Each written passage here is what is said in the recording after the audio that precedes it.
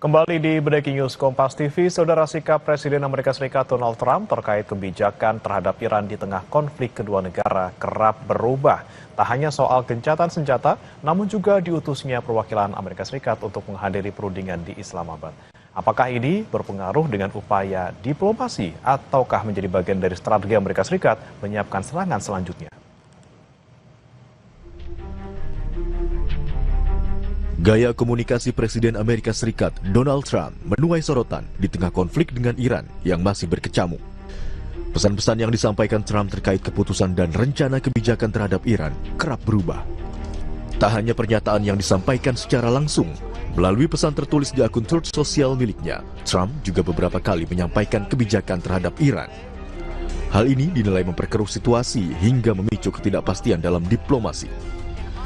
Belum lama ini, jelang gencatan senjata dengan Iran berakhir, Trump merevisi pernyataannya. Sebelumnya, Trump sempat menyebut Wakil Presiden Amerika Serikat, J.D. Vance, tidak akan ikut dalam perundingan tahap selanjutnya di Islamabad. Namun, pernyataan Trump tersebut direvisi dengan memastikan Vance akan tetap memimpin delegasi berunding dengan Iran. Kemudian, jelang gencatan senjata berakhir, di akun Truth sosial, Trump mengatakan bahwa Amerika Serikat telah menawarkan kesepakatan yang adil dan masuk akal. Jika Iran menolak, maka Amerika Serikat mengklaim akan melumpuhkan setiap pembangkit listrik dan jembatan di Iran. Namun beberapa jam sebelum batas waktu gencatan senjata dengan Iran berakhir, Trump menyampaikan keputusan sepihak untuk memperpanjang gencatan senjata dengan Iran. Dalam akun Truth sosial, Presiden Amerika Serikat Donald Trump bilang, berdasarkan fakta bahwa pemerintah Iran sangat terpecah belah, yang tidak mengejutkan dan atas permintaan Marsekal Lapangan Asim Munir dan Perdana Menteri Shehbaz Sharif dari Pakistan, kami telah diminta untuk menunda serangan kami terhadap Iran sampai para pemimpin dan perwakilan mereka dapat mengajukan proposal yang terpadu. Oleh karena itu, saya telah mengerahkan militer kita untuk melanjutkan blokade dan dalam segala hal lainnya tetap siap dan mampu. Oleh karena itu, akan memperpanjang gencatan senjata sampai proposal mereka diajukan dan diskusi diselesaikan. Yang terbaru, media Israel menyebut Amerika Serikat akan mengakhiri gencatan senjata dengan Iran hari Minggu pekan ini. Pengamat Timur Tengah Faisal Assegaf menilai kesepakatan yang disampaikan Trump seringkali tak sesuai dengan tindakan yang dilakukan Amerika Serikat. Faisal Assegaf menduga gencatan senjata yang dilakukan Amerika Serikat adalah strategi untuk mempersiapkan serangan selanjutnya. Di satu sisi, retorika yang disampaikan Trump tidak sesuai dengan kenyataan dan juga berlawanan dengan tindakan yang mereka lakukan ketika Trump minta berunding ingin mencapai gencatan senjata segera dengan Iran, tapi di sisi lain ternyata dari laporan termasuk bocoran dari Israel, ya ternyata Amerika bersama Israel sedang mempersiapkan serangan kembali dan terutama ditargetkan terhadap para pemimpin baik sipil maupun militer Iran. Jadi Amerika berusaha seolah-olah bahwa mereka memang sedang melakukan gencatan senjata dan ini memang secara sepihak Trump memperpanjang gencatan senjata tanpa batas waktu, tapi di sisi lain yaitu seperti bocoran Israel maupun laporan CNN ternyata sedang mempersiapkan serangan tiba-tiba.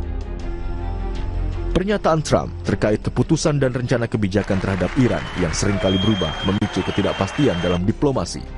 Apakah benar ini strategi Trump untuk mempersiapkan serangan yang lebih besar? Atau pertanda Amerika Serikat kewalahan menghadapi Iran? Kita akan bahas soal ini, saudara, bersama pengamat Timur Tengah Hasibullah Satrawi yang sudah hadir melalui sambungan daring. Selamat pagi, Assalamualaikum Pak Hasibullah. Selamat pagi Mas Yan, waalaikumsalam. Selamat pagi Kompas TV. Baik, Mas Hasibullah, kita pantau lagi nih terkait dengan gaya komunikasi Trump yang selama ini selalu kontroversial, selalu kontradiktif, kemudian ini yang kita khawatirkan gitu ya, ini membuat semakin jauh ke arah diplomasi seperti itu. Nah, kalau Anda melihatnya nih Mas Hasibullah, ini sebenarnya permainan apa dari Trump? Apakah memang karena banyaknya audiens yang harus dipuaskan oleh Trump sehingga kemudian memicu Trump untuk membuat pernyataan seperti itu? Ya, terima kasih Mas Yan. Terus terang kalau kita bicara tentang Presiden Donald Trump, terutama kaitannya dengan perang ini, kalau kita ibaratkan seperti sepak bola, maka beliau ini kurang lebih pelatih yang sukanya adalah gonta-ganti taktik, gonta-ganti pemain, dan kita menyaksikan selama perang ini berlangsung 40 hari dan sekarang gencatan senjata di hari ke-18 dalam hitungan saya, itu banyak hal yang berubah, banyak hal yang tidak pasti, banyak hal yang mungkin kadang-kadang dia unggul, kadang-kadang dia kalah ya. Walaupun sekali lagi ini tidak ada kayak semacam hasil yang pasti di masa peperangan ini berlangsung. Jadi walaupun mungkin ada gol-gol yang tercipta di kedua belah pihak, tapi kita nggak bisa mengkonklusikan ini kemenangan satu dan kekalahan yang lain. Sekali lagi mungkin yang akan menjadi vonis akhir ibarat sepak bola adalah nanti di kick off terakhir atau di peluit terakhir yang nanti mungkin kita lihat bersama-sama.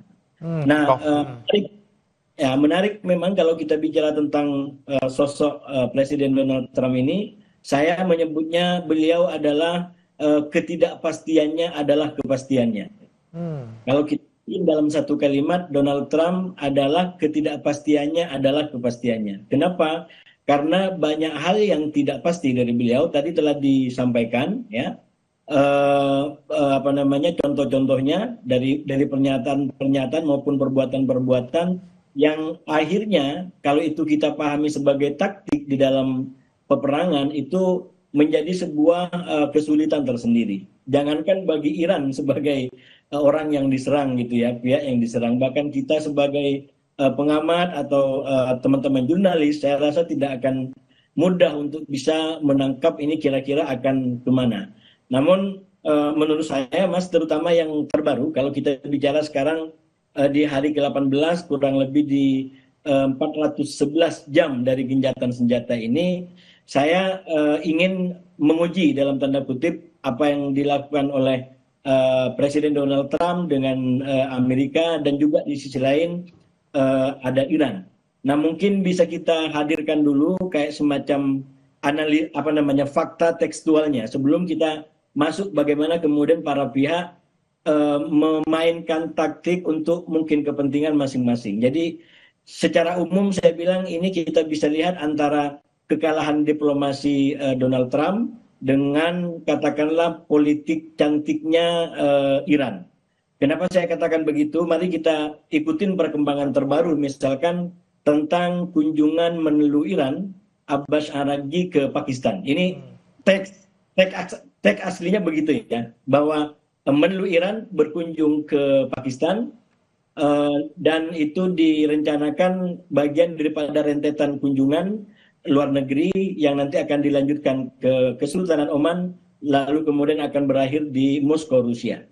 Ini kurang lebih teksnya, minimal yang kita baca.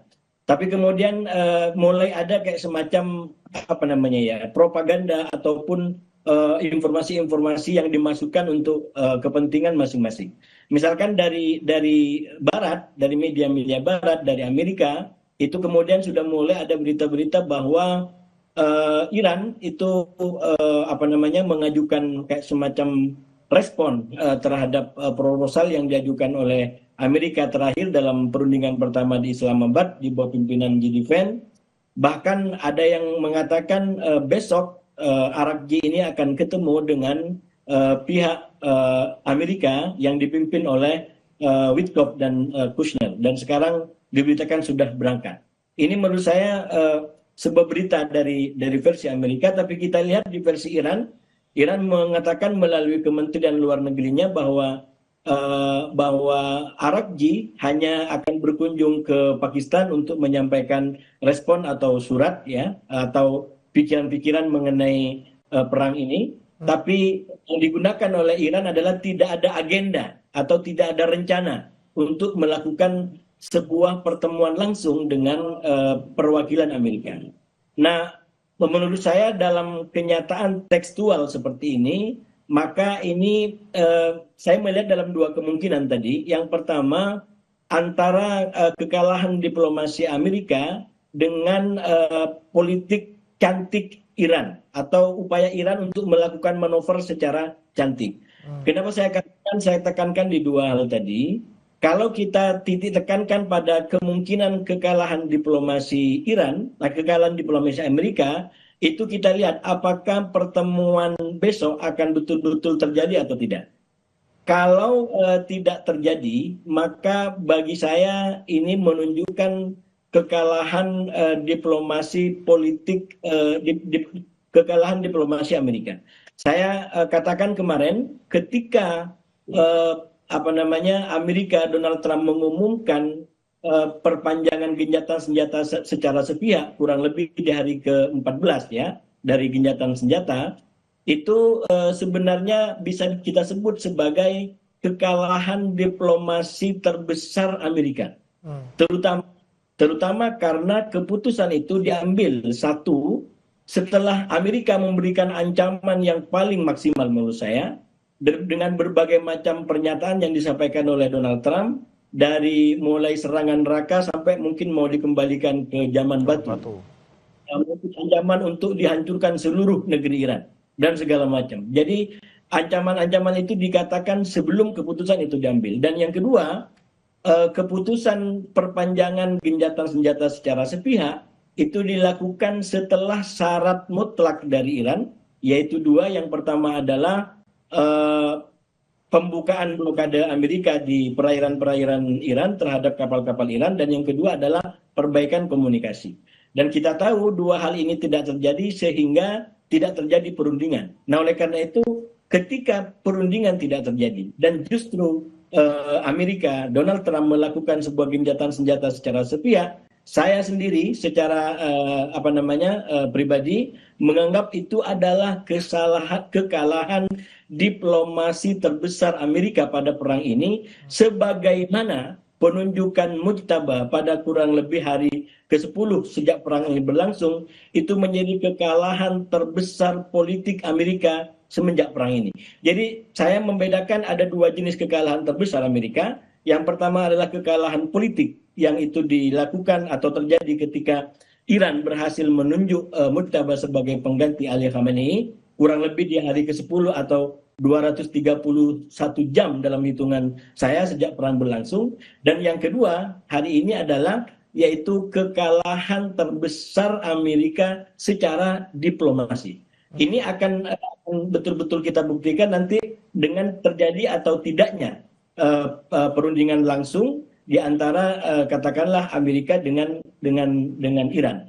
Kalau tidak terjadi, maka bagi saya itu adalah bagian daripada bukti kekalahan terbesar Amerika secara diplomasi, karena walaupun sudah menggunakan berbagai ancaman, menggunakan cara-cara keras, tapi ternyata tidak membuat Iran bergerak, Iran bergeming, dan justru dia semakin menjadi faktor di dalam proses perundangan ini. Ini satu kemungkinan, Mas Yan. Nah, di Siap-Perang sana ada kemungkinan yang lain, yaitu kemungkinan manuver atau perubahan politik Iran, tapi dilakukan dengan cara manuver secantik mungkin. Kenapa saya katakan secantik mungkin? Yang pertama, kalau kita menggunakan diksi yang digunakan oleh Kementerian Luar Negeri Iran, yang disampaikan adalah tidak ada rencana ataupun agenda bagi Arakji untuk ketemu dengan katakanlah dengan utusan dari Amerika. Saya menggarisbawahi istilah tidak ada rencana untuk agenda. Artinya apa? Kalau seumpamanya terjadi pertemuan besok, maka sebenarnya kata-kata ini, diksi ini tidak mengharamkan peristiwa itu.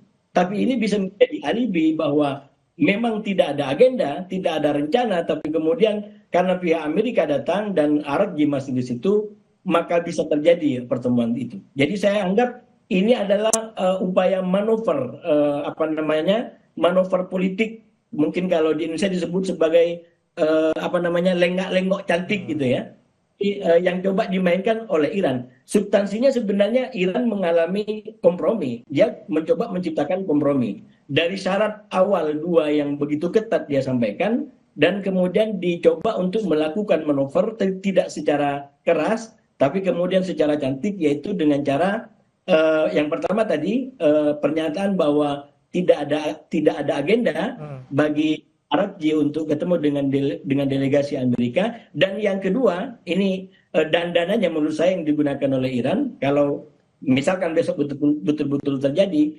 yaitu merangkaikan kunjungan RRG ini tidak hanya ke Pakistan, tapi juga ke Kesultanan Oman dan juga ke Rusia. Yang itu kalau kita kaitkan dengan substansi perkembangan perang ini juga ada relevansinya. Misalkan dengan Kesultanan Oman itu menjadi penting bagi Iran karena ini terkait dengan penanganan Selat Hormuz. Karena kita tahu Selat Hormuz berada di perairan di antara Iran dengan Kesultanan Oman. Jadi ini satu isu sangat krusial sekarang dan ke depan. Jadi memang ada justifikasi sangat kuat kalau kemudian RRG melakukan kunjungan ke negara ini. Ke Moskow menurut saya tidak kalah penting, malah mungkin juga paling penting karena Moskow walaupun tidak secara terus terang mengatakan berada di balik Iran, tapi selama ini Moskow adalah menjadi mitra bahkan koalisi Iran dan sangat mungkin ini juga terkait dengan substansi perundingan yang akan atau dibahas dengan pihak Amerika, yaitu misalkan terkait dengan pemindahan uranium yang diperkaya yang Amerika maunya dipindahkan ke Washington ke Amerika, tapi mungkin usulan ke Rusia dipindahkan ke Rusia, mungkin itu bisa menjadi salah satu opsi yang bisa menjadi jalan tengah. Begitu, Mas Ian. Oke, nah ini berarti Mas Hasibuloh, kalau kita lihat cara komunikasi yang berbeda antara Iran dan juga Amerika Serikat, Trump di satu sisi ceplas-ceplos tapi kemudian tidak terbukti, kemudian tapi Iran bisa tadi dengan gaya cantiknya, bisa ngeles gitu. Kalau misalnya dia bilang seperti ini, kalaupun tidak terjadi ataupun terjadi, mereka tidak salah seperti itu. Nah, bisa nggak kita lihat dari gaya komunikasi ini, kita bisa mengidentifikasi siapa yang sebenarnya sedang terdesak dan siapa yang lagi di atas angin gitu? Ya, sebenarnya kalau kita bicara soal keterdesakan, maka apa indikator keterdesakan yang digunakan? Apakah indikator ekonomi, apakah indikator politik, apakah indikator sosial?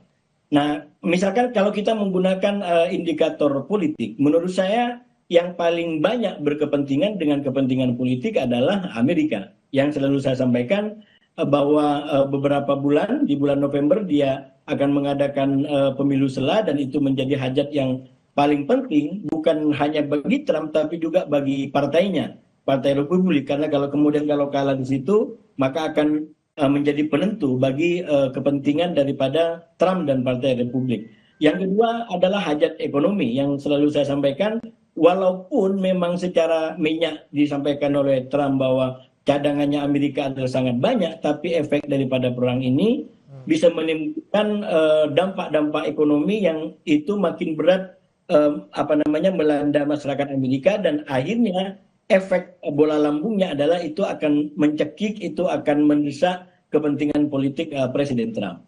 Dan secara sosial tentu ini juga berkaitan dengan katakanlah aksi-aksi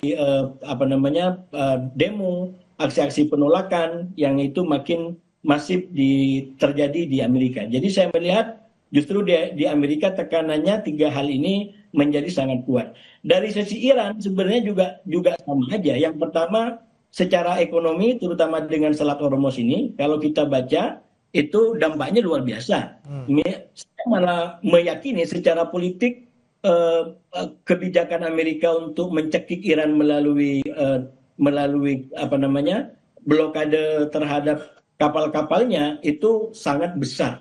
Bukan semata-mata angkanya yang disampaikan oleh Amerika, misalkan sampai 500 juta per hari ya, 500 juta US dollar per hari, atau yang saya baca di salah satu koran di Timur Tengah kurang lebih 150 juta per hari dari ekspor minyaknya gitu ya.